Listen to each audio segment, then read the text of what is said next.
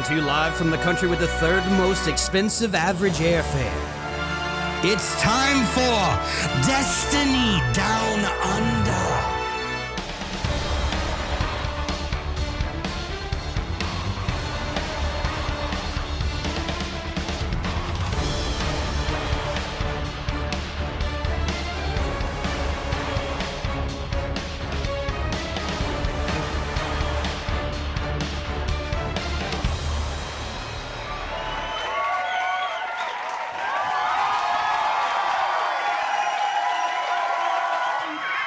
G'day and welcome to the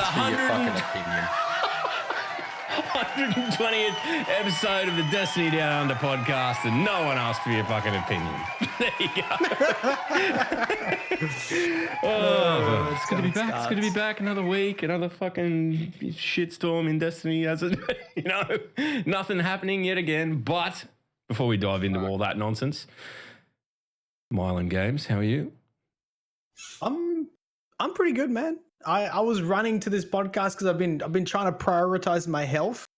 I'm trying to get back on the training bandwagon, and I'm feeling good. I haven't played as many video games as I would like, but at least I'm feeling a bit healthy. Feeling the health.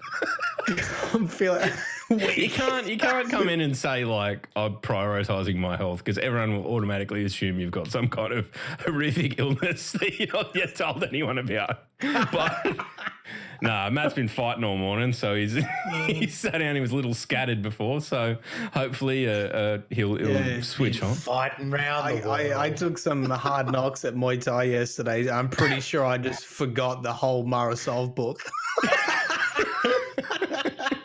As Matt gets knocked and just law pages fly out his ears and disappear. And it just does the drifter ding. It just goes ding. Law page flies out. Oh, and Dr. Phil Slothical, Oprah's best mate. You know, funny story. He's actually not even a doctor. No, he's a... Yeah, I heard that too. What's that? He's not a doctor. He's just a fucking entertainer who goes by the Well, he's got an honorary doctorate moniker now. of... But then you could also have still a fucking... fuckwit, though. You could have Dr. Billy Connolly, which kind of undermines the whole thing, right? I mean, Dr. Billy Connolly, he's a doctor of comedy, is what he is. So what's his education background? Is it counselor, psychology or something? No, it's like fucking accounting or something. I'm going to go ahead and assume that he's a very litigious man, if he is indeed a doctor of accounting. So let's just nope the fuck out of criticising Dr. Phil and talk to Sloth about how his week was. Hey? Yeah, all right. So this week I attempted not being a vampire. I attempted not doing day streams. I didn't sleep. I slept 4 hours Monday to Wednesday. That's pretty bad. It was fantastic. So we're back on the night stream train, and I feel better for it. So, you know, it is what it is. And played Yakuza all week, and we learnt how to train a dominatrix. Sorry? Wait, what? Is this like Hang on. I was playing Yakuza. We're playing Yakuza 0. It's the first Yakuza game that I've ever played. It's like the story, from what people have told me, the story is always pretty much the same. It's always there's a massive backstory of someone trying to take over the Yakuza in Japan, especially in a place called Kamurocho. But there's side quests, and the side quests are weird. Yeah, for lack of a better term. Yeah, I've seen bits and pieces, but like, you know, be over the top. It's always over the top, right? Like, it's find a payphone. And like, it is so. There's four dudes, so. four identically dressed dudes, like rocking around the corner and start fighting you for no reason. You're just trying to ring your mum. It's bullshit. Yeah, I miss Yakuza games. I haven't played one in years. Should fucking pick it up. So like you've got the dancing, you've got the karaoke and all that sort of thing, and he's got this dude. And I'm stealing this wholeheartedly from ZP, but Kazuma Kiryu is a dude with a brick for a face who's out there on the dance floor going, yeah, and just like enjoying himself. But the mission that I'm talking about is that there was a dominatrix who was having issues with being dominant. So the quest line, the side quest was how to train your dominatrix. I have never felt so uncomfortable playing video games in my life. Is it still in your VODs? I'm going to go back and watch it. Actually, you know what? I'm not going to watch it. I'm not going to watch it. I'm going to give Chucky the link and get him to watch it and then type up bullet points because it will be the most horrific thing any of us have ever read. Was it like when you're younger and you're watching like a movie with your parents and the sex scene comes on? You're like, I was sitting there and I was just, my eyes were the size of dinner plates, and I was just like, as soon as the quest finished, I hadn't spoken for 5 minutes. I was just like, when Chain smoked 2 cigarettes and came back, unmuted my mic and said, "That was the most fucked thing I've ever fucking dealt with." Wow. Oh my god, it was a thing. It was a thing. But yeah, Yakuza 0, lots of fun. Very weird. very weird. Okay, cool. Log, how was your week? Well, look, I had a different week this week because after last week's, Matt's back into the fight and Sloth's going to rejig his schedule for the betterment of his health, and Log drank a bottle of scotch last night and feels like shit. I thought, I'm going to do something I haven't done in a long time, and I took the family away up the coast. So I went on a holiday for a week. I left on Sunday and I got back yesterday. So it was already planned. It is I kind of hammed up. It's north for me, so I had to Coffs Harbour and got away and had a great time. I got some really fucking random stories that I can tell later in the podcast. Oh, did someone yell Tanya or some Australian name? Nah, might not. You probably won't get it, Matt. But it involves a heavy metal god and dolphins. That's the tease. I tweeted about it, so if you follow me on Twitter, you'll already know. Fucking fantastic, but Matt won't know. I'll get to it. I'll get to it later. But it was funny as fuck. But the one thing that I did do that was not necessarily podcast business, was I went up and I caught up with Huey. Now Huey, or the Toxic One, is probably up there with the longest standing members of TA on the Xbox side. He never made the jump over to PC, much to me and Sloth's disappointment, because we just nagged at him to do it. Very disappointed in you, Huey. We caught up for a beer, and I have given him the founder status of the original TA Xbox clan, because I'm not in the Xbox one anymore. I'm not really present, so I've handed over to him and Chintz, Spoon, and Wolf. It's their ship now, so it was good. It was good to catch up for a beer and a chat, and he ate a kilo of wings in front of me. It was you were on your phone the whole time. Well, I had things to do. And you released a video in the theme of "Why Don't You Get a Job" by The Offspring. Yeah, that was fun. Yeah. Matt. That was written about Matt, for lack of a better term. Yeah, I thought it might be written about me. Well, it wasn't. It wasn't. Sassy wrote most of it, and I think it was about me, which is ironic because it's probably the first time I was singing it going, oh, hang on. It's a bit personal. I might change that lyric. Fuck you. Nice. But yeah, it's good. It's good to have something out. Once every 2 weeks now, fortnightly. So we can just keep turning the screws. One day I'll be a proper YouTuber. Shout out to your new editor, WL2. Yeah, what's his name? Yeah, Walt.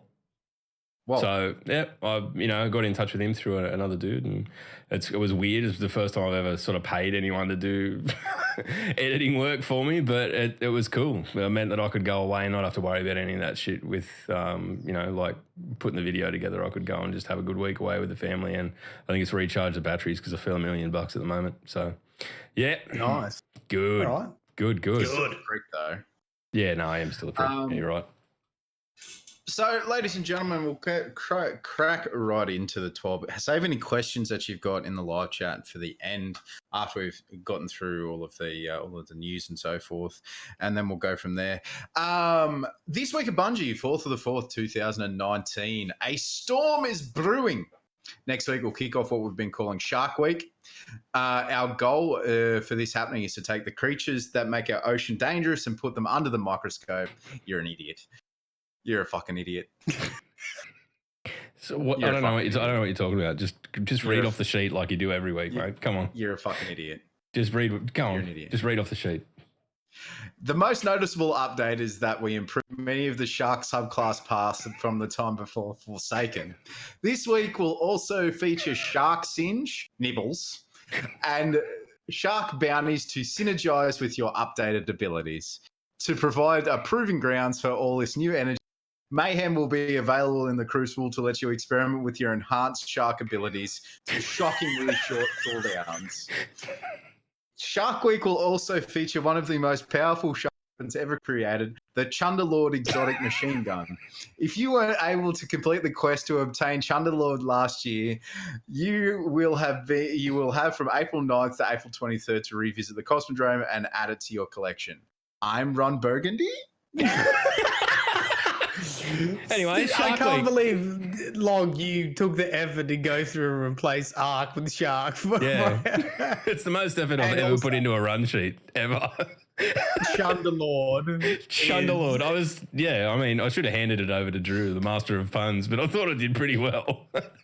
Chunderlord's pretty good. Exotic You're machine such gun. a dickhead. I mean, it's a shame because Hammerhead's already a shark, but whatever. Updates to subclasses coming in 2.2.1. Striker Code of the Juggernaut, the bottom path. This path is all about punching enemies, get better at shooting them, blah, blah, blah, blah, blah. Punch the enemy, release your rage, punch, punch, punch, punch, punch. Frontal Assault now increases all weapon damage for the duration of buff. 25% against combatants, 20% against players. Duration increased from 10 to 16 seconds. And the buff timer is now displayed on the HUD. Knockout, a melee damage bonus from 25 to 60%. Holy fuck. Yeah, dude, there's some savage shit. For people who don't play other classes, I really wish they just did a quick description of what the actual perk is. Just because I don't play Titans, so I don't know what is Frontal Assault? What is Knockout? Now go look it up. Yeah, go look it up. Yeah, while I'm reading this, fucking look Why into don't they it. ever do that? Now also triggers once you have dealt 60% damage to a target. Any damage done after 60% will refresh the timer. Still also triggers off shield pop. No longer consumed after one melee attack, and the duration is increased from 3 to 5 seconds. Yeah, That's, I think holistically looking at this sort of stuff, I like the fact that they're going back and going, all right, these are the Arc subclasses in basically all respects are, like that particular Juggernaut or whatever you want to call it. And then the Twirly Bird fucking Hunter one and the Kamehameha, you see them the least, right? So for them to kind of come up with a thematic excuse to go back and rejig them, and they've done a little bit to some other stuff as well, so we can get to that in due course, but I really like it. I'm interested to see how it pans out because for me, this looks like it might be something that pairs quite sinisterly with June Marches, but we'll see. So, actually, Knockout doesn't really work with Insurmountable Skullfuck, does it? No, it's not a kill. Yeah, interesting. Oh, anyway, Arcstrider Way of the Warrior. You dance around a pole and you do stuff. Bonus melee damage can now be stacked 3 times. Requires a melee ability kill for each stack. Buff increases melee damage to 60% per stack in PvE. Increases melee damage by 22.7% per stack in PvP. For comparison, this ability can be used For a comparison, this ability used to be 1 stack and increased melee damage by 50%. Kills with this ability now heal 40 health in addition with starting regen. Yeah, like shit. Yeah, that's going to be pretty nasty. Yeah, that's going to be really fucking nasty. When you consider that, like, it used to be 50%, and now at 3 stacks, it'll be like closer to 70%. Deadly Reach, increased buff duration from 6 to 8 seconds. A buff is no longer consumed by a melee hit. That's really insane. Like, comparatively to the Titan one, that's about on par, but that's really insane. That brings it up to a lot of the other paths, top and middle paths, and in the other subclasses. Arcstrider Way of the Wind, the bottom path. Of course, it's the bottom path. Someone's been eating too many bean nachos. and they said it was a blade barrel toilet that destroyed it. Way of the Wind. Disorientating blow. Increase the disorient distance by 50%. Shut the fuck up. Increase duration of disorient on players from 1.5 to 2 seconds. Focus breathing. Increase dodge recharge bonus by sprinting by 100%. Combat meditation. Increase bonus grenade and melee regeneration while bloodied by 25%, and lightning reflexes increase damage resistance while dodging from 25 to 40% PvP, and from 63 to 70% in PvE. Interesting. I think I'll be honest. I sort of forgot about Stormcaller on the Warlock. I sort of forgot that Stormcaller existed. That was a hunter, Matt. That was a hunter. No, I'm just moving on to Stormcaller. He scrolled ahead. He doesn't give a shit. Sorry, he's doing what we always do. He's doing what we always do. Just dismiss warlocks. What a warlock elitist. Oh my god. Man, fucking get out of the call. Stormcaller, Stormtrance, super top and bottom path. Damage scales up to 150% over 5 seconds of continuous use of attack. Updated FX and audio to support this functionality. What does that mean? It just goes, it scales up. You know, I don't know. Like,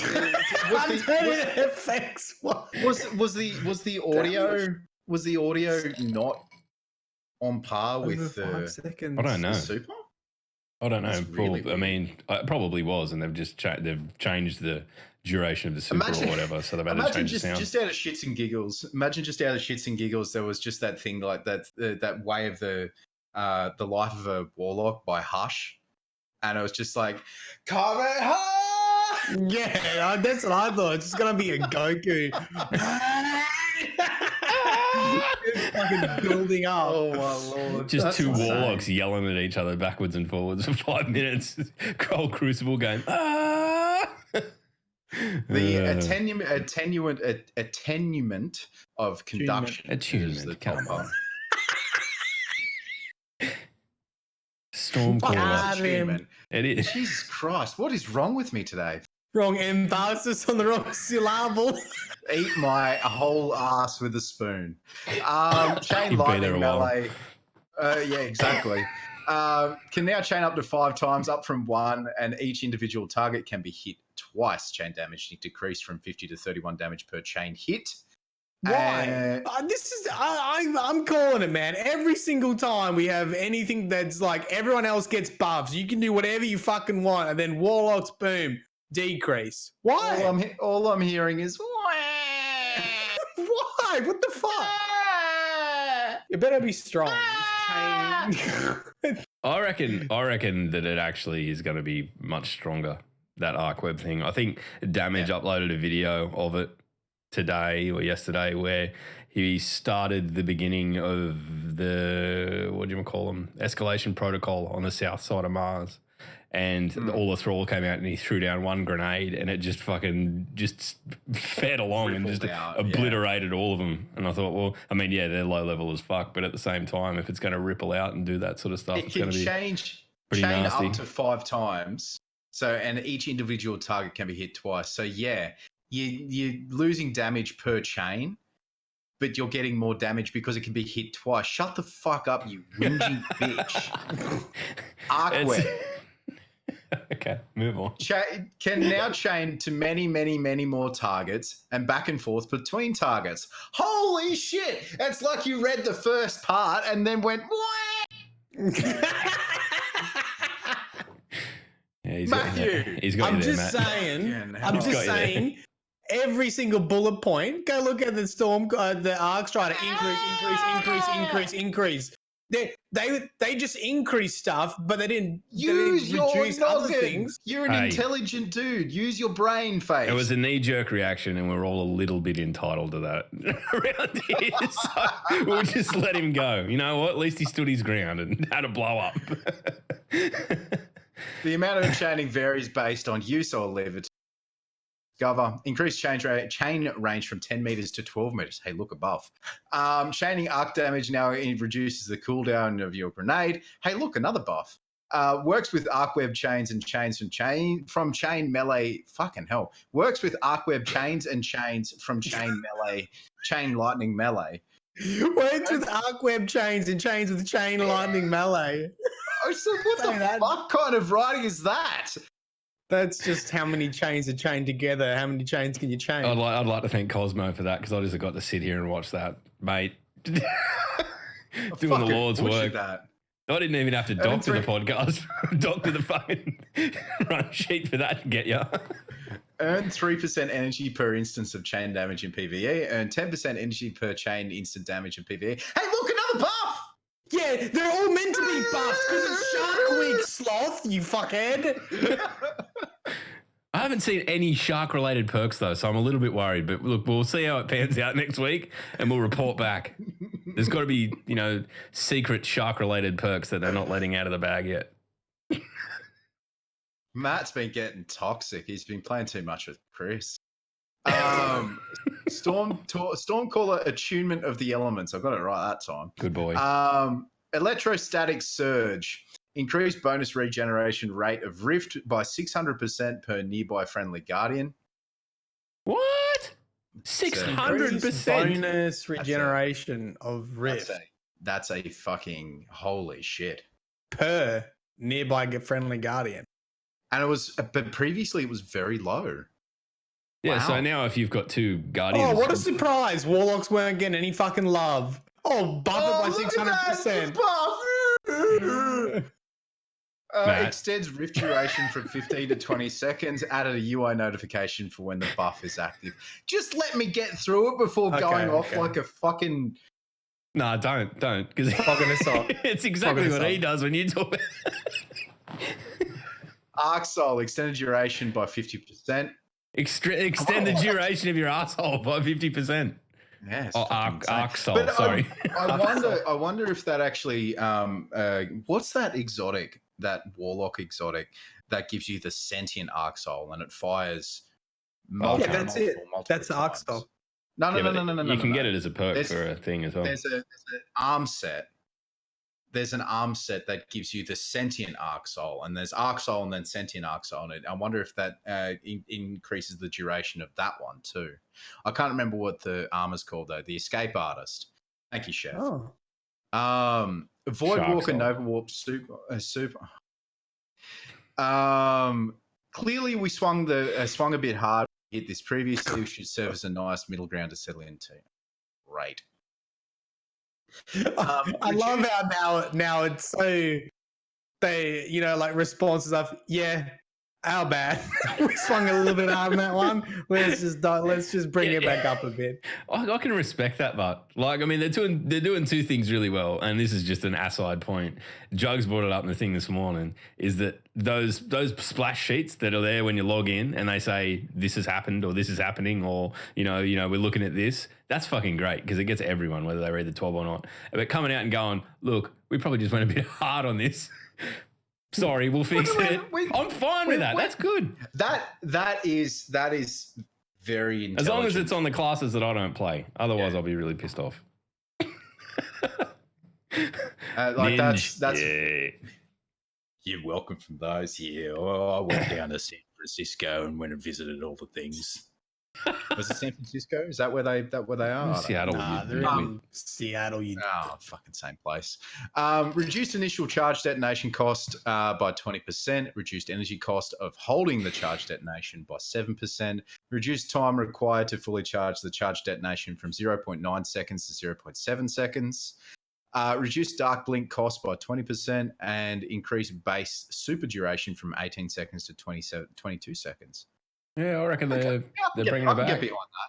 I can get behind that. They did hit it really hard. They did hit it really hard. People like them and that that avoid locks from day dot. It's been a tough few months, but tough few weeks. But I don't know however long it's been. Months, really, hasn't it? Anyway, That's how good my grasp on time is. Moving on. Dawnblade Everlasting Fire perk didn't allow for infinite supers. This thing could last for a very long time in PvE and in PvP if you were good enough to do it. Tune the amount of super gained from Everlasting Fire. Initial return increased from 10 to 13% super energy. Mm-hmm. Return then decays linear. Fuck. Linear. Yeah, that's a hard one. Linearly. linearly over the course of 30 kills from 13 to 0.75%. So it decays every time. Okay, cool. Yeah. Yeah, fair enough. But what about That's- spectral blades? This is the We best. you ask, what about spectral blades? We know it's out of bounds and working right now on a few tweaks to bring it back in line. Yes, the nerf. Nerf it So into do you the notice fucking how- ground. Okay. Do you notice So- how the non-arc related changes are all warlocks once again? Because we need more Oh love. my god, Oh. you just shut the Toxic. fuck up. Just toxic. So toxic. Oh, do you You see are how fucking they treat toxic. us- You us get onto scholars? one Do you see game. how You they get onto treat- one game of squad or armor or fucking insurgency or siege, and you come in, you're just like, "Hey, here's it," and you can't unlock a pork chop, and then you come back here and you're just like, "What about these changes, Warlock, motherfucker? When was the last time you played Destiny outside of this morning to record some footage?" Because you just realised I was on this morning doing the invitation of the night. You're fucking toxic, mate.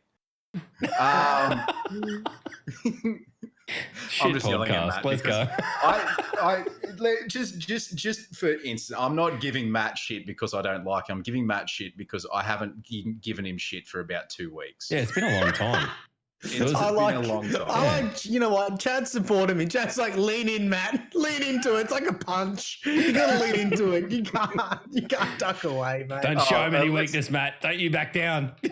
Let's be honest here. After the fucking back and forth you and Sassy had about, let's have a fight at fucking PAX. Oh, by the way, can we organise a ring for PAX Log? We're gonna have me and Sassy gonna have a fight. Yeah, no, we're going to organise a ring.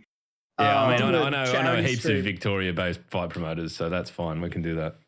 Yeah. And Sassy and Matt are going to have a fight. I won't, because Matt will feel bad for hitting a disabled bloke, especially when they're classes. I won't, because I'll be having a beer with me mates. You fucking idiots. Anyway. Oh god. Patch note preview. Update 2.2.1 will be going on April 9th. Here's a preview of some of the changes you'll look forward to, along with the Arc Week rollout. Shark. Catalyst- Fucking typo. Sorry. Fucking Prospector, the exotic weapon catalysts. Prospector, Rat King, Hardlight, Suros. All from Nightfall, Strikes, and Crucible. So the first three are read off. Prospector, Rat King, and Hardlight, they're from Nightfall and Strikes, and the Suros is from Crucible. Now, I was speaking to Max and Nick the other day. Hello, chap. I was speaking to Max and Nick the other day, and what happened? What happened to the faction rally exotic catalysts? Oh, yeah. I think they're still yet to figure out an effective way of bringing them back, but they really need to do so because it seems really quite silly that they're sitting there I gathering hadn't dust. thought about faction rallies for ages. Yeah. Ages upon ages. I don't know why they don't just bring it back. I mean, as much as it wasn't great, it was something. I mean, it'd just be another thing to throw in there. I don't know. Like, I it's think not, I think the Allegiance quest is like a test in the water for a better design for faction rallies or you're on the money there. that kind of stuff. Yeah. Because that was so much more engaging than faction rallies. The Allegiance quest. The Warlock Bloom ability, fixing an issue where the Bloom ability would not deal damage. Hey, look, another buff for Warlocks, or another fix for Because it didn't do anything. It was another before. fix for Warlocks. Shut the fuck up. Zer. I also said there. Why? Zer inventories will now offer random rolled perks for armor. The infusion, fixed an issue where the sharks could not be infused with above. You're a fucking cock end, you penis ass pissing.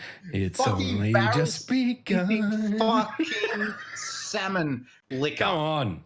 Just read your Fixed an issue where Great Tech RWP Mark II could not be infused over 600. Gambit Prime weapons. Most Gambit Prime weapons will now have a chance to drop as match completion rewards from Gambit Prime. Cool. Increasing drop rates for Gambit Prime weapons from the shut the fuck up. Both From the Reckoning. Gambit Prime and the Reckoning will have increased drop rates for weapons after each completion without a blank. In total, players are guaranteed a reward. Gambit Prime and Invasion Kill heal 8% of the primeval's health, down from 12%. I think we need to, for those I think this could be hard for people to follow, but basically Log's gone in and changed all the crucial words to shark rather than what they should be. So Sloth's having to guess what the fucking twab says. I think we should do this every week. It's probably annoying for Sloth, but I'm having a fucking great time. It is highly frustrating. The invasion portal cooldown time during the will be increased from 40 seconds up from 30 seconds. Actually, that's a point. So last night you were playing Gambit with a few dudes, and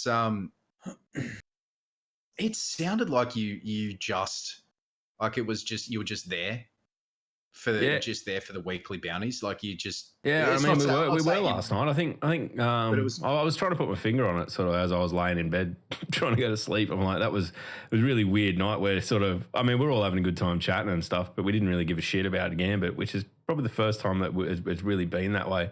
And Sass was just having to fucking pull out all stops to carry our sorry asses and still get wins. But he sounded like he was just about to have an aneurysm. Yeah, I think we nearly killed him. I mean, he probably won't. He'll probably just leave.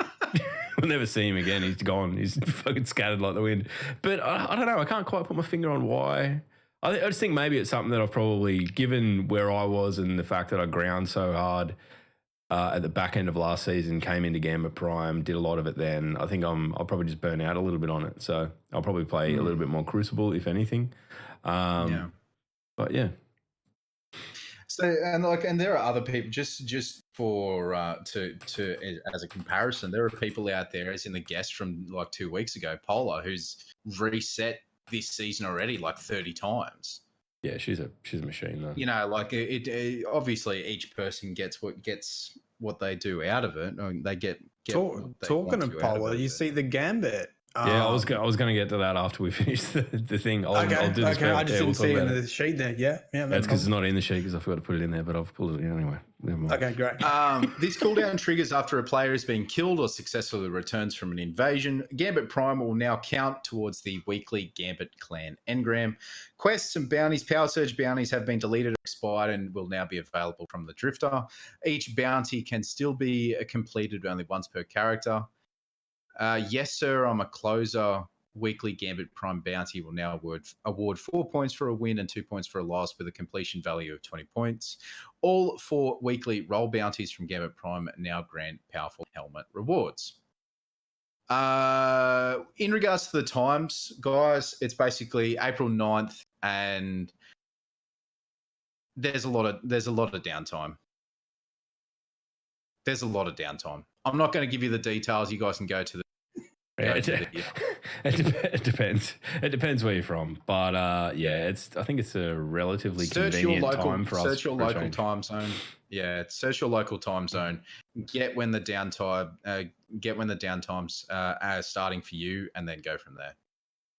I mean, really, the only other thing in the 12 this week was that each subclass gets a shark-related ability emote that you can buy.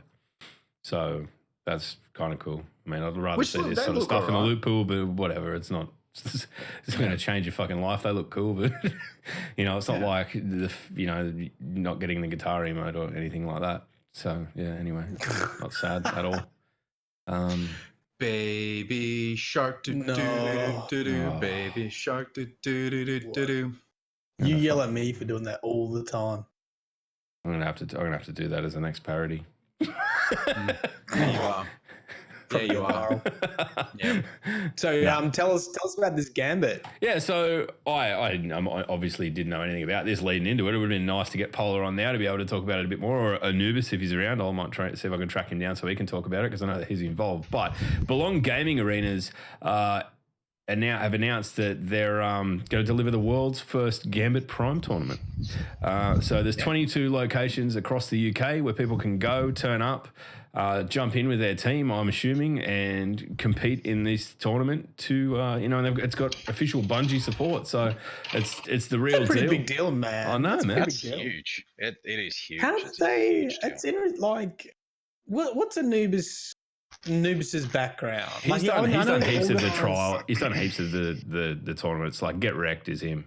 So he's been really heavily involved in, back more when it was trials and stuff like that. Yeah. He was super heavily involved. But I'll have to touch base with him and see if we can get him on to have a chat, because he's a great bloke. I've had a little bit to do with him, but really nice guy. I think I follow him. I haven't really spoken to him before, though, so I'm interested to sort of. Yeah, we'll see if we can get him on and we can flesh it out. I didn't know more about him.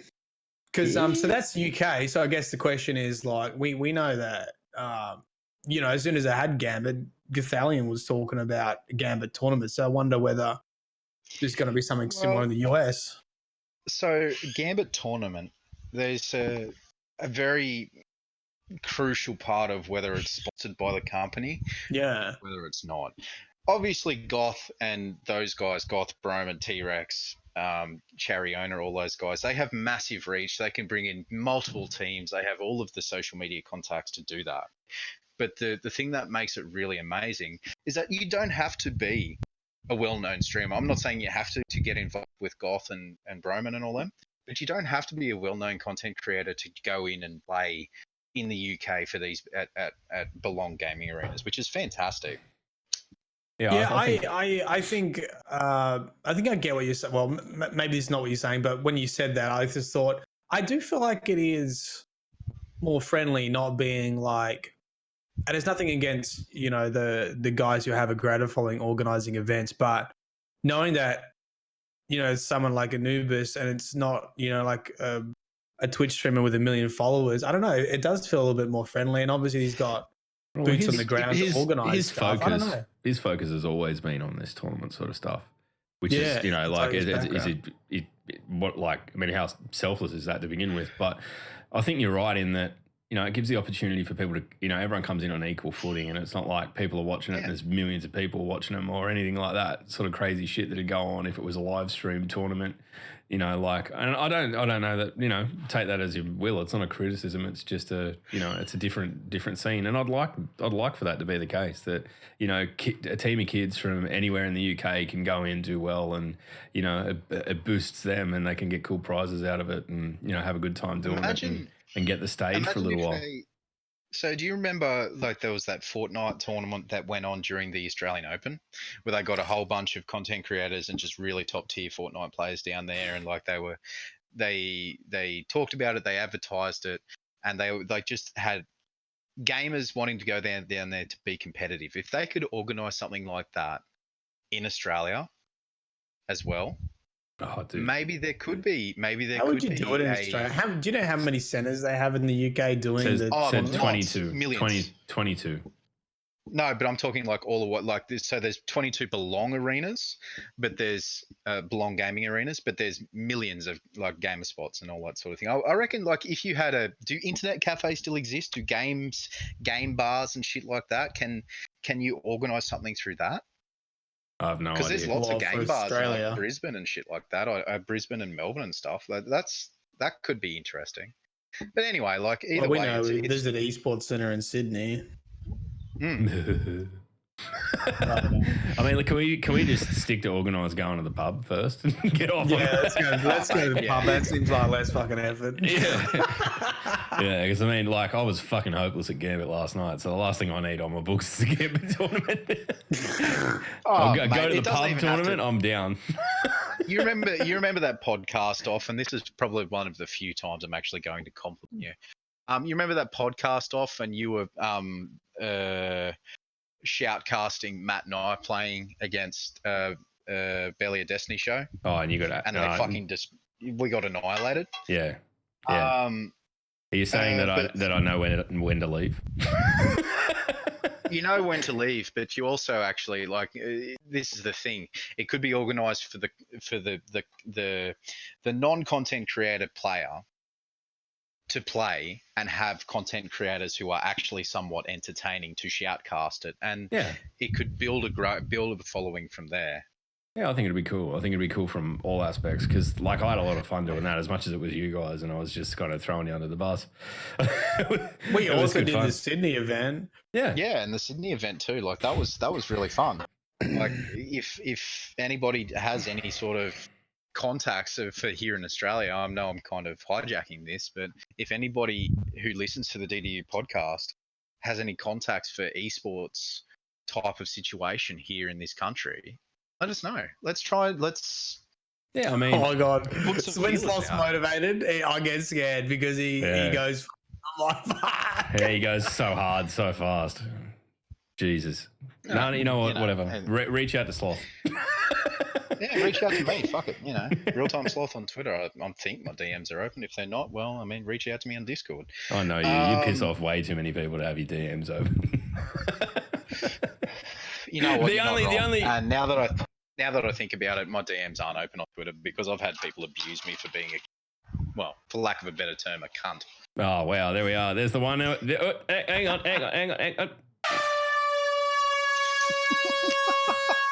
There we go. There's our one for the week. We've hit the quota.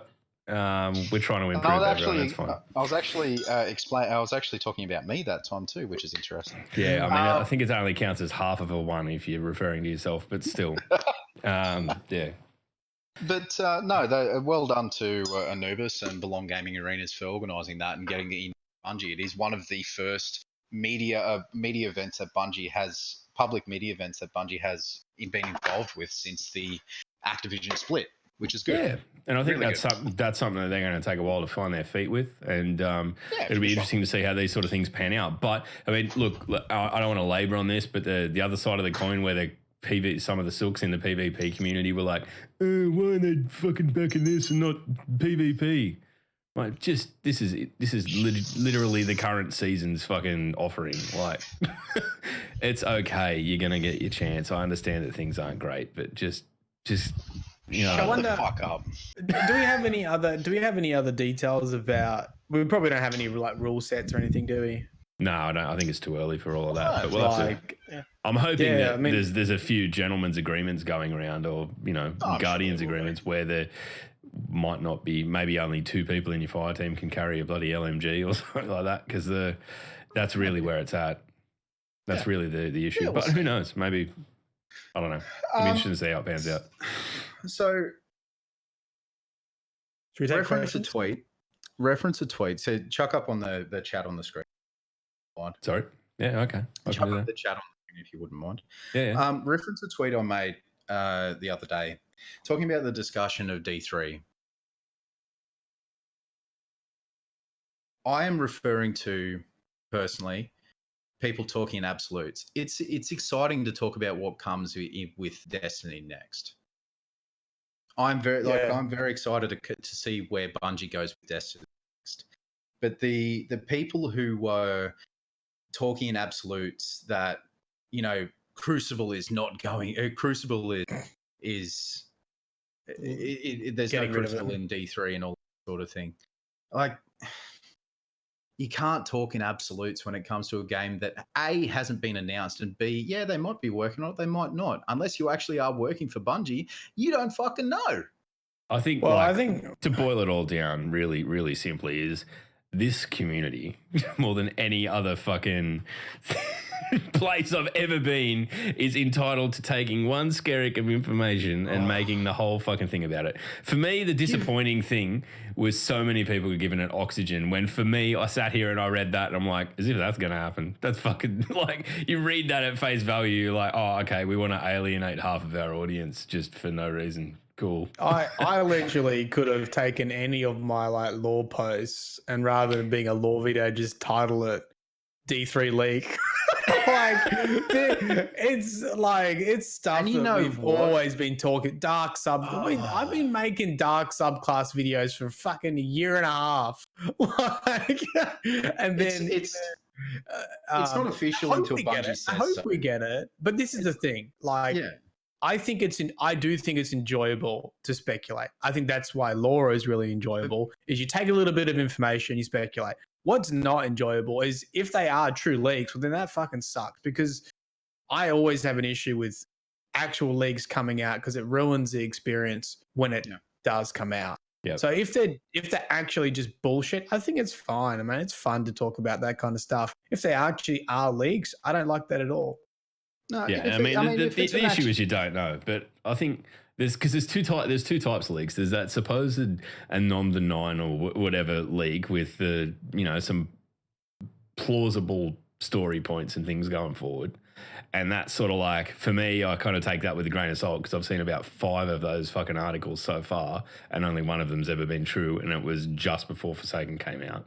So I'll take that with a grain of salt. But when we're talking about things that, probably the thing that I've seen this week that really ground me to the point of just being like, I don't even want to go on Twitter at the moment, was more around like the PvP side of things, where people are like, I hate PvP, I hope they get rid of it. Like, can you just not be a petulant child about things? Just because you don't see the value in something is no reason to get rid of it. It's like me sitting here going, I hate strikes, get rid of them. That'd be a fucking popular take, wouldn't it? I get bored shitless doing strikes and I don't do them. They should stop investing time and energy. Did Bungie do an April Fool's thing? I don't think they did. I don't think they did. What did I see? Or was it someone else? And it was like Destiny 3, and it was like, we'll remove strikes, PvP, raids, and just listed everything.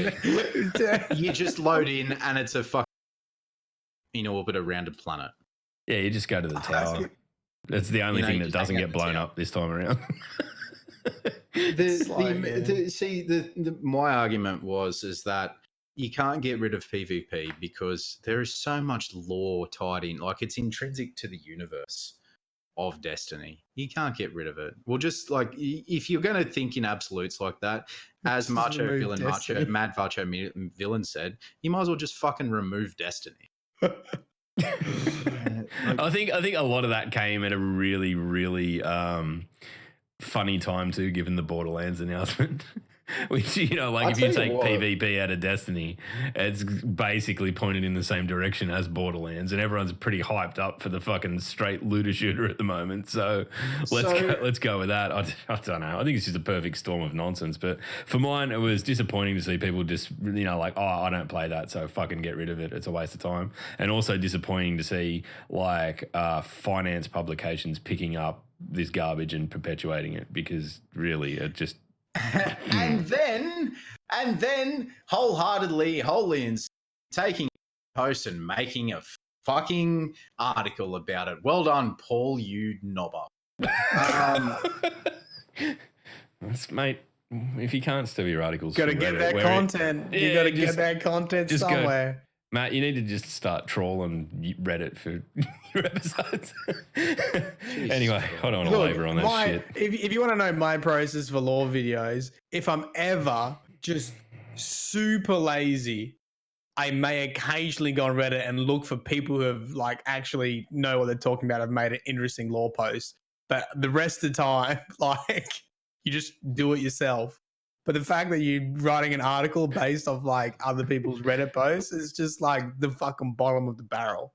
I think the bottom of the barrel, and someone actually got fucking barred from, I think it was IGN, for doing that exact thing, taking someone else's content and writing an article and trying to pass it off as their own. Well, I don't know. I only read about the first. Stop. No. I'm not going to be detrimental. I'm going to say you are a good writer. Paul Tassi, that was a full U-turn. You are a good writer. You are a good games journalist. Do not lower yourself to IGN standards. Talking about game journalism, are we entering the non-Destiny section yet? I'm trying to think if there's any other Destiny shit that we need to talk about. Wait, do people want to? Do you want to ask for questions? Yeah, you know what? Destiny? Look, let's just go free form. If you've got questions, fire them away from now. But we're just going to have a yarn. So I stayed up. Okay. I stayed up for the Borderlands 3 announcement. Yeah, let's talk about that. It looks good. It looks like more Borderlands, and you know what? That's okay. If you like Borderlands, more power to you. And from what I can tell, it is crossplay. Or that's what they're aiming to do. They have not announced that. They haven't announced it. Sorry, that's a lie. But they haven't announced it. But it looks like that's what they're trying to do. Hence why it is on Epic only for 6 months. Outside of the fact that Epic is 15% over Steam's 25% or something like that. Well, I mean, that was their I think that was pretty clever, like, rationale. To say, oh no, we're going with Epic Games because they're the leading sort of company in crossplay. and everyone's like, oh, well, that sounds pretty good. Like, so but you know, whether that's going to happen, I think that was a nice little PR move there to say, oh, we're with Epic Games because they're the leader in crossplay and everyone wants crossplay. Like, that's fuck. Yeah, cunning. Good, well played. Cunning. Well played. I don't think it's going happen, with though. Epic Games. Going with Epic Games from a business standpoint, yeah, crossplay is fun and all that sort of thing. And if it happens, fantastic. If it doesn't, well, I mean, it's just more of the same. But the reason, from a business standpoint, the reason why people go with Epic Games is because Epic Games take a 15% cut of all sales, whereas Steam takes a 25 to 28% cut of all sales. From a business standpoint, yeah, it's a no-brainer. It's a fucking no-brainer. It is. But some questions from Brockstar. At Mylan Games, can Vex Milk be turned into Vex Cheese or Vex Ice Cream? Yes. Very salty, though. Very salty. This is why I do the podcast, so we can get to these questions. What was the other one last week? Do Exos have nipples? Yeah, exactly. Yeah. This is what Free I need this Gaming shit. at Destiny Down Under. Do you think D3 will be PC? I've heard that some people aren't sure now because Bungie split and they don't have the studios that worked on the PC version. I can guarantee you, Freak Gaming, that, and if it's not, I will absolutely eat these words if they announce it and it doesn't come out on PC. But I'm 99.925% sure that it will be on PC. Yeah. They can't. That's a huge step back if they don't. They can't give it to the PC players and then take it away because...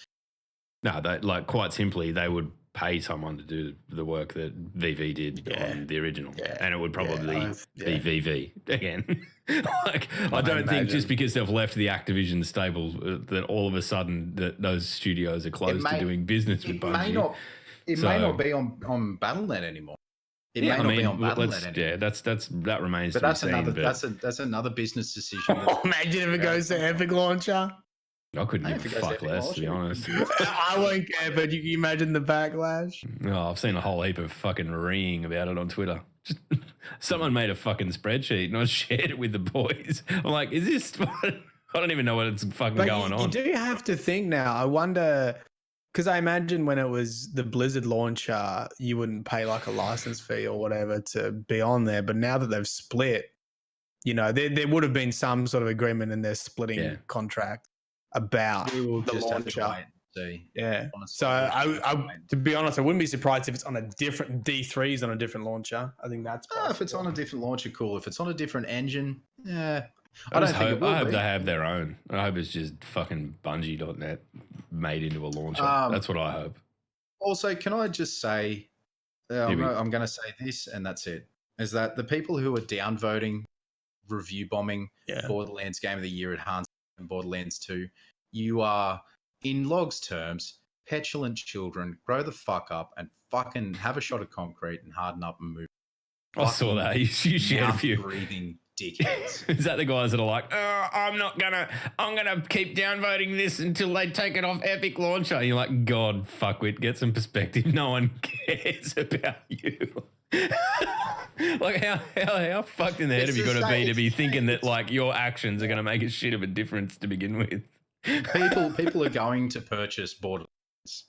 Oh yeah. Oh yeah. You know, whatever. Pizza trains.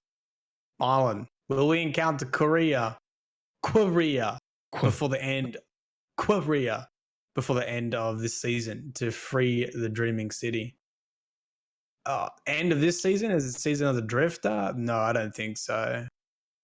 I don't know really what's going to happen with that whole... Like, when are we going to solve the curse? It's a good question. When are we going to solve the goddamn Dreaming City curse? Because it's gotten to the point where we go and old lass in the throne world. Throne world, and she's not even there. Like, she might how many more Truth to Power entries do we have? Because that's technically when that's going to finish. She's just left the fucking answering machine and the door.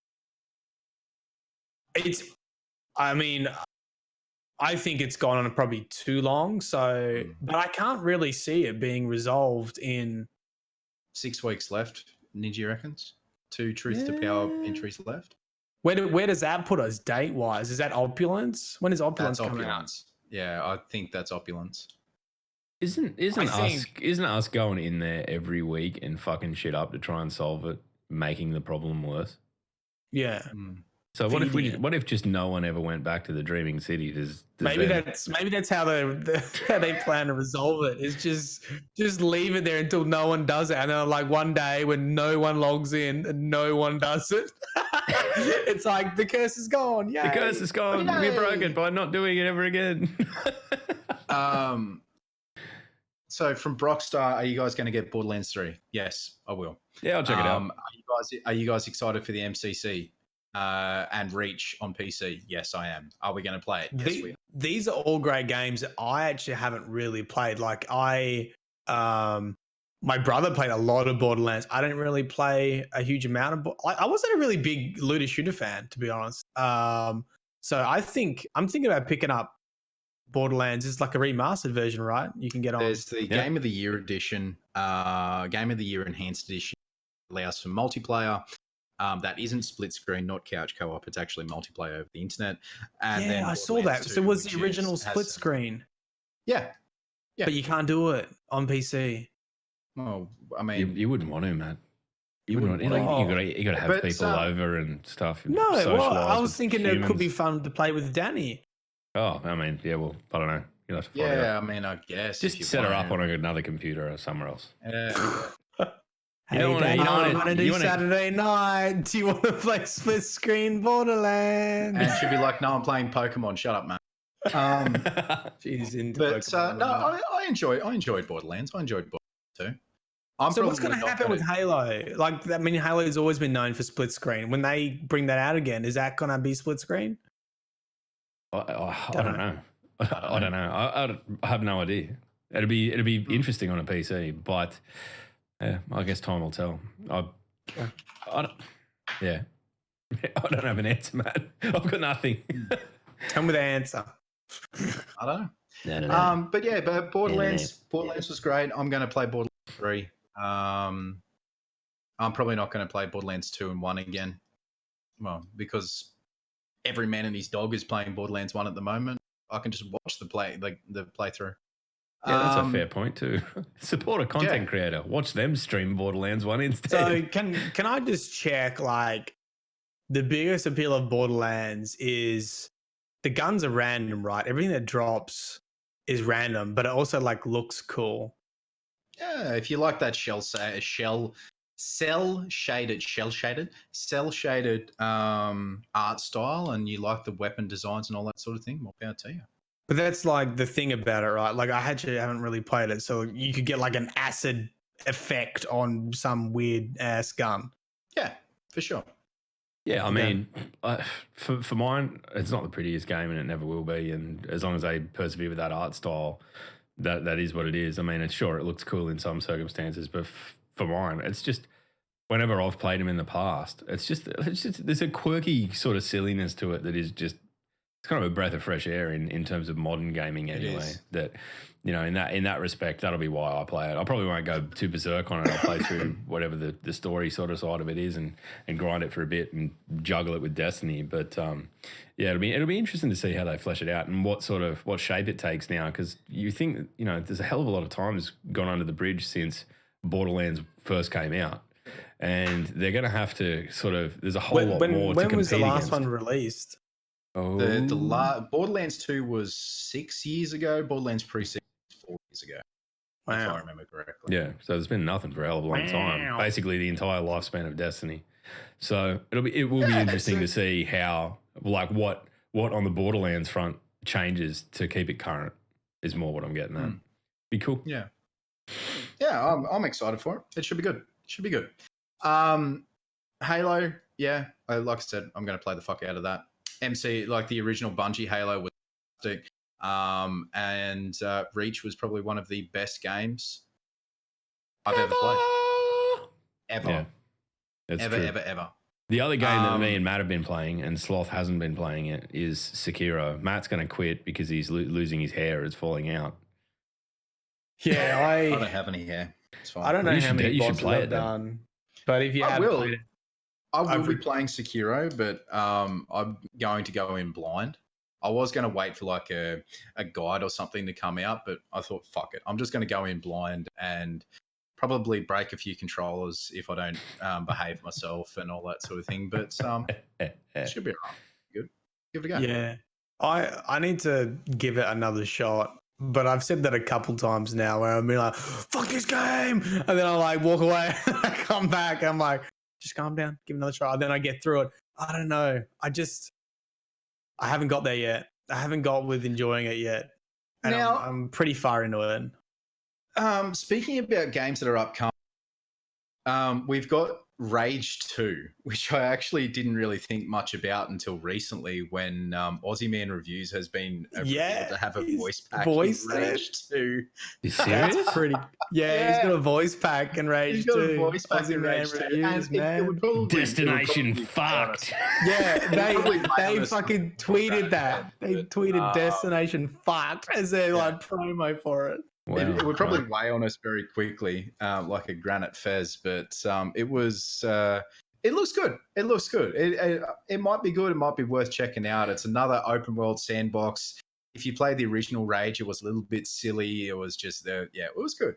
I liked it, so I'll probably pick that up. I don't know anything about it. It wasn't even on my radar until you tweeted me that. When does it, you know when it comes out, Sloth? Say again. Do you know when it comes out? No idea. So I've got something else on my agenda, which I'm sure you guys have seen this week. What have you got on your agenda? The exposé by Jason Schreier from Kotaku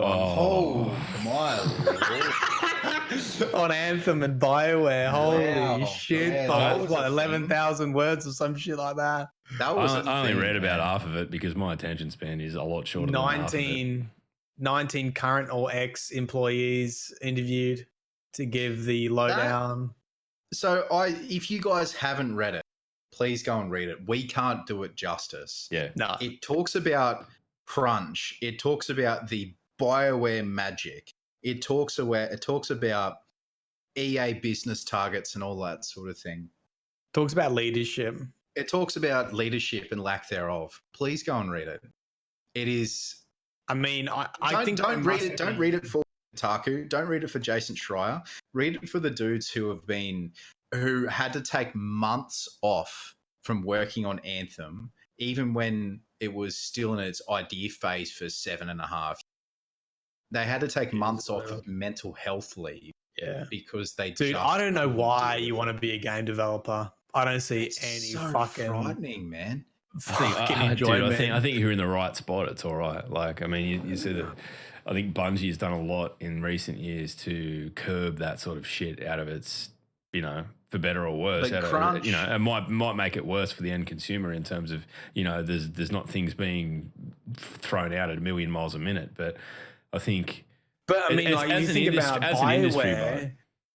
Sorry. You would have thought that BioWare would have had, with their track record, like if you're like a new game developer, right? And, you're applying for jobs and you got a job at BioWare. You'd be chuffed, wouldn't you? I don't know if you would think that you're going to be like taking months off of stress leave because fucking no one knows what's going on. Yeah, it's hard. And I think the thing that I found really interesting in that is that, was it Dragon Age Origins that they said they wished that had failed. Yeah, it was put together in like the worst way possible under extreme crunch. And it succeeded. And it was a critical success. So it became like hey, that's the way we fucking do it. And it's like, oh my God, if you can, it's not something that I relate to or understand. BioWare magic. It's terrifying. It's not something that I understand. And I think it's a up and this industry has changed enormously, even in the last 10 years, right? And it will continue to do so. It's, the biggest entertainment medium on the planet now is games. And it never was before. So there's going to be these things come through. And I think it doesn't seem that there's a whole lot of unionization goes on. So there's really no way for employees to push back with any kind of force. And I think things like this, and as much as I don't probably give Kotaku the credit for being a reliable news source, Jason Schreier definitely seems to be on the money when he writes about these sort of things. So it's definitely worth checking out, and probably it'll probably give you a newfound respect on some of the shit that people are up against. And I mean, I've said some some snide things about Anthem and whatever. I think most people out there have to some extent, and you kind of, you know, it's when you're at the user end of it, you don't take into account the human cost of it. You're just like, this game crashed. What the fuck? So maybe there's an element of that. But maybe you know what I think is so relatable is it doesn't matter what workplace you're in. Everyone has had the experience of going to their manager or boss and saying, look, you know, I think we need to do this, right? And then being ignored and like them going, no, I'm going to do it my way. I think everyone's sort of had that experience, and you never really get to hear that side of like the employee story, the like the grunt, the like cold face of like, and this for me is a bit of a like, there's got to be some silent victories, I think, at BioWare for people just going, thank you for like telling our story on this. And like really representing us, and I think it could have a really good cultural change. Like, fuck, he's got spies everywhere. Like, he must have a like big fucking network, man. Like he's gonna have people in all the different sort of game development and be like, hey, I want to write a piece. Can you find out who would be willing to anonymous, you know? To like give me some time and support me, and I think it's past that now. I think he would be the person that people would go to. I think so too. And now the shoe's on the other foot. It's not about him researching things. I mean, you look at some of the articles he's published on, like some of the things that went on around the inception of Destiny, and you know the rejig of all of that and everything that went on there.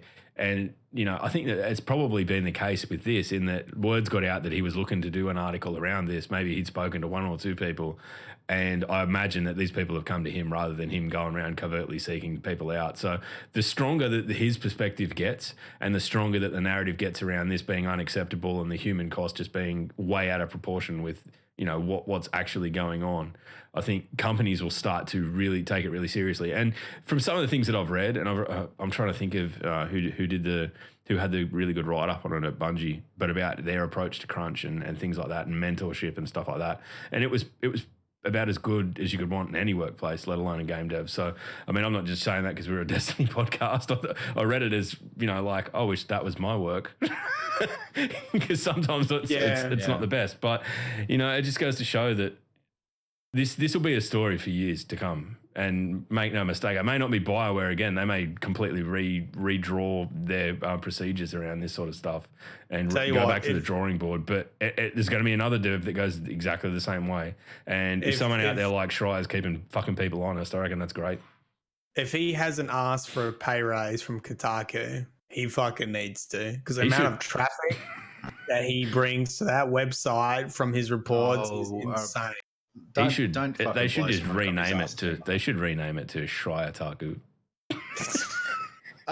Hey. Yeah, it's a thing. It was really, really eye-opening. We, the three of us, or the four of us, if you include Ets, and the guys in our little Twitter chat, we're all pretty switched on when it comes to sharing stories like this and all that sort of thing. And it's frightening. It's really fucking frightening. And anyone who gets into that industry, I hope you enjoy yourself. But if you end up in this situation, how do you get out of that? Well, I mean, you know, I don't think it's just video game. Like, you know, it's not just video games. No, like, of course, Danny's going through the exact same thing with motherfuckers and manager getting paid way too much money, have no idea what's going on. They talk at this fucking philosophical bullshit level that everyone's like, well, what do you want us to do? What do you want us to actually do, right? It's and leadership like, without leadership. It comes down to leadership. And you know what? And this has always been this is my advice to young workers out there, or people looking for careers.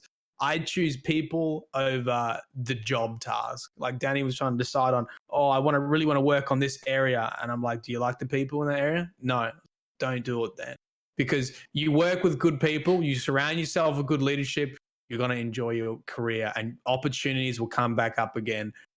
So I guess if you're looking at game development, don't chase the game that you want to work for. because you have no idea what the fucking like. You want to find that team and work with good mentors and good leadership and good fucking people. I always prioritize working with people. I don't know how I got on this fucking podcast with these two dickheads. People are your greatest, they're your greatest. They're your biggest. What's the word I'm looking for? I got no idea. People are so asset resource. People are your biggest asset. People are your biggest resource. Yeah, and a lot of companies fail to see that. They prioritize money over. And I've used this analogy before, and I'll use it again. Is that Nintendo is the fact that the previous boss of Nintendo, which I can never remember the name of, very ashamed that I can't remember his name, and he took pay cuts, significant fucking pay cuts, to save his workforce. Yeah. And when you put money in cultural, front of people's health, it's horrifying, man, horrifying. Anyway, but what impact will that have on Anthem term? It is scary because they did come out and acknowledge, I think something today, they acknowledged something about that maybe it was toxic and I don't know. I don't know how this stuff works. I can't remember what's happened. I don't know how this stuff works either. So I really wish. I hope it. I mean, I think Ubisoft has done a really good job of following up on games that weren't received well on launch, and they've recovered a lot of their franchises really well. Rainbow Six, Division, wasn't that fantastic on launch. People are really enjoying Division 2. So I am know if really Anthem enjoying has Division that. 2. What's that? I am really enjoying Division 2. Yeah, see what I mean? It's not everyone's cup of tea. Yeah. Fuck, I'm enjoying playing it off stream. It's just like I'm running along, got to go over here. Thing. I was like, oh, yeah, okay, there's something over there that I can go and do. Yeah, or let's go do that. And then I come back to it, I was like, oh, there's something over there. There's things to do. Yeah, I'm not in the end game stuff, but fuck, I'm enjoying it. I think, I mean, everyone knows Anthem needs a lot of work, and there's a lot of work that Anthem needs. Yeah, I don't know. It's a really tough ball. I think its foundation is probably more broken than a lot of other games that on launch. Do you know, like a lot of Division 1 the foundation wasn't necessarily broken, just people didn't enjoy it for it was the systems. The systems were out of kilter more so than the gameplay itself. So I don't know. It was fantastic, but the UI UX was shit. The friends thing was rubbish. The Origin launcher is not very good. Who knows? Maybe we'll get an Anthem VR.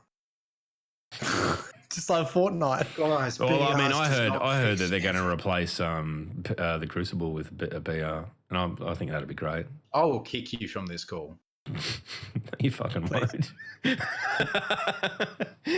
the podcast will just be me sitting there by myself, and that's even more fucking dangerous. Anyway, if you're looking to get into the industry, be careful. This has been sobering. And please, guys, read the article. Read the article. It's worth your time. It is worth your time. Look up Jason Schreier on Twitter or search Kotaku and you'll find it there. It's a very, very eye-opening article. Yes, 12,000 words long. Take fucking half an hour to read it, for goodness sake. Yeah, just read it on the dunny. Go and take a shit and read it. I mean, you'll probably have numb legs by the time you're done, but that's fine. Just get up and have a stretch. I only have numb legs. That's all right. Yeah, I'm talking about you. You've read it. Ladies and gentlemen, I think we've talked ourselves to a standstill. But guys, enjoy Arc Week. I gotta tell my fucking completely off topic story. Oh yeah, let's close it out. Guys, enjoy Arc Week. We'll close it out with some Shark Week. Sorry, Shark Week. So here's my yarn. On Wednesday, I think it was. I was up at Coffs Harbour and I went to Dolphin Marine Magic so the girls could go and watch fucking dolphins and shit, and it was pretty rad. I won't lie. There was seals. Well, is it like little marine park, little SeaWorld kind of thing? Where they're like SeaWorld with the abuse. No, not with I can't happy believe abuse. I can't believe you supported them, Mate, I went up to the Dolphins and I was like, "Are you happy?" And they looked at me like they were happy. One threw a rugby league ball to me in probably a better pass than I've been thrown in years. To be honest, it was good. I sat down and I am about to watch the Dolphin Magic live performance where there's dolphins doing flips and shit and seals and all sorts of stuff.